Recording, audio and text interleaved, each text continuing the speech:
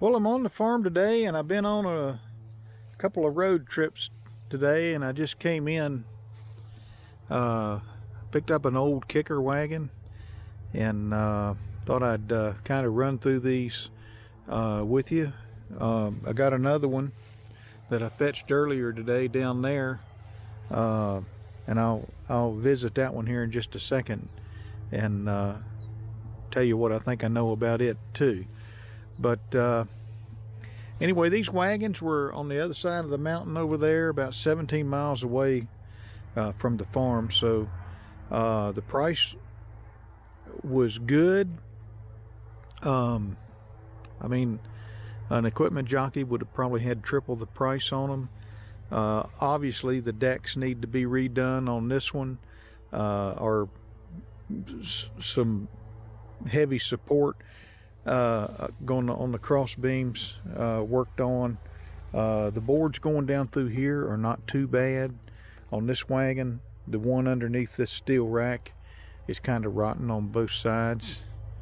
Right up in here, that's the front gate, and evidently it bolted up into here. It looks like it was broke off. It looks like it broke off. So I don't know what was up with that. And for all I know, somebody cut it off, or I just don't know.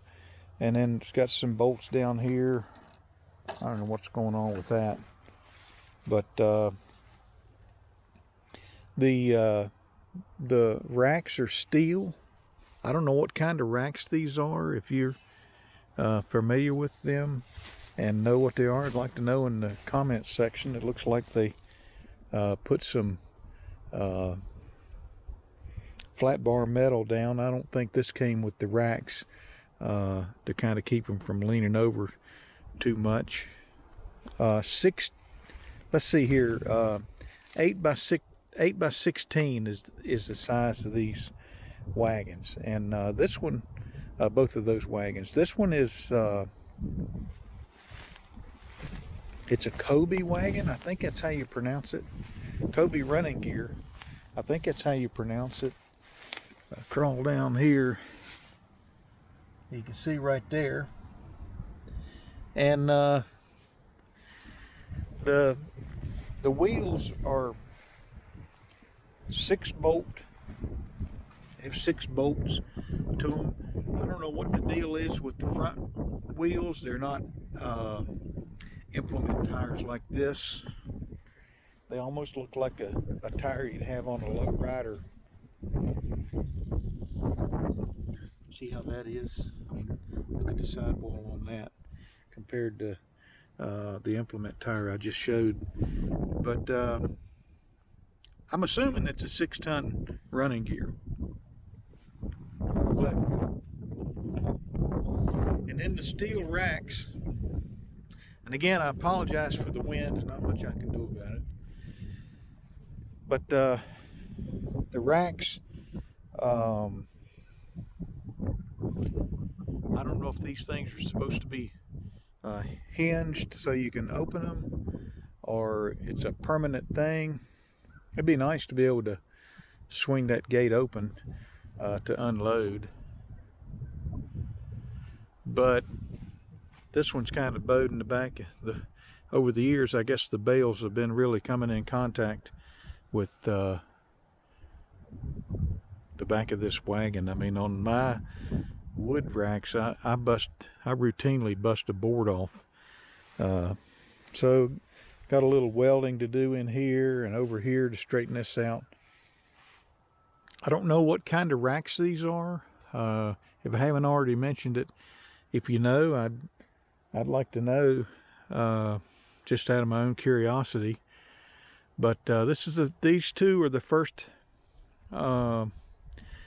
kicker wagons I've had with steel racks on them, and I like it because there's nothing to rot, and you know, you can leave them out in the weather, which we have to do. So this gizmo right here in the center, or on the front of the wagon, this thing right here, I asked the guy if he wanted to wanted that off of there. And he said, no, he said that's part of the deal. And I think what he really wanted was me to just haul it off. He said, I said, well, what is it? And he said, it's a feeder. It's a bale feeder. And he said, with a little welding, it would probably work just fine. And you can see the skid on it. It's sitting upside down. And so I don't know if this was something that somebody made or they bought. I really don't know, but I might put it up for sale. I suppose you could set a round bale on it, or you could put squares in it. It looks like it's got a little opening right up in here, kind of a rectangular opening, if you can see right here, for a cow or something to get into, which begs the question, what's the purpose of these openings? But nonetheless, it was on the wagon, and I wasn't gonna throw a fit, to get it off there. And of course, you can see these bolts are all exposed. I have no idea what that bolt is. The one on either side. So the boards in the middle here seem solid. It's out on the edge. If I hadn't said it already, these are kind of rotten. Could I haul hay on this thing this year? I probably could. The seller told me that this wagon, I had to be careful with the tongue, and I was going to tow it home, and I said, are you telling me that the tongue is going to come off? He said he had to tighten some screws on it, and he said, no, not that. He said it's just that the wagon wants to do like that when you go down the road. And I think the seller would take these kicker wagons up and down the road from where he lived. These things will never leave this farm unless I sell them. So I said, so the tongue's not going to come off? And he said, no. Now this hitch right here that I use to bring these things over, it's like a clevis. And I bought this thing. I've only used it one other time, and that's when I hauled my John Deere baler. And it doesn't have a clevis like this that goes on a flat bar, which is how I'm kind of using this one. It's got a little ball. I'll show you here in just a minute. And it needs to be captivated, and that's what I used when I brought the baler home. Right here is what I'm talking about on the John Deere. So it was handy to have that clevis and then drop a pin through so I could tow it with that truck. So I just measured the height of this rack, and from the top down to here is right at 7 feet. It's not 8 feet tall, and these square tubes are 1.5 square. So pretty close to my wood racks. My wood racks might be just a tick taller than that. I use an 8-foot 2x4, but by the time you put them down into the sleeves, the stanchion brackets that hold them, I lose a little bit of height. So not too bad. And so let's move from this one to the other rack. So this rack right here is and I don't know how you pronounce it, Unferth. I don't know how you pronounce it. Unferth McCurdy, but the first name is a lot of equipment, tillage and things like that are still made under that name. This wagon is actually though it's aged, it's actually in some decent shape, and they've got the sitting up on a 4x4, and they got a whole board so that this rack can go down and achieve the full 7 feet of height. This one, like the other wagon, has 6-bolt wheels. I'm going to assume a 6-ton running gear. And there might be an ID plate on it somewhere. I haven't really looked. So this one can probably use a rebuild, but for right now, I think I can use this on the farm this summer, baling hay. This one's got straps on it just like the other one. I'm sure that's a homeowner special, a farmer special right there, but it's got some damage on the back where the bales have been hitting. I'm gonna guess that this baler was used with a New Holland kicker, because the New Holland, I know they had a pan kicker, but the New Holland, the way it throws the bale out, I can see where that would be much more volatile when it hits the back of this rack than the John Deere just looping a bale through the air like that. And like I said earlier, I've knocked out some of the boards on my wooden racks when the bale hits at the wrong place. But I think the New Holland, if you got it turned up and you're not paying attention, you could do some serious bending, which obviously has happened here. In fact, just feeling right here, this tube stops right here under my finger, and they've welded a well, it's bolted right here, but it's welded back here. This is a really nice weld. They welded an angle on here to hold it, and then I need another piece going over that way, I guess. This one, the owner, the seller told me would tow like a dream. He felt like I could go down the road 50 miles an hour and it would tow straight. The other one, he was concerned about it doing like that, and it did. Even with that, I didn't go very fast. The tongue on these, I don't know if they're short or they just have the overhang way forward of the wheels. That's probably more likely what it is. But I would prefer that tongue be a little bit longer. It'll be interesting to see when I put it on the John Deere baler how much room I've got for turning.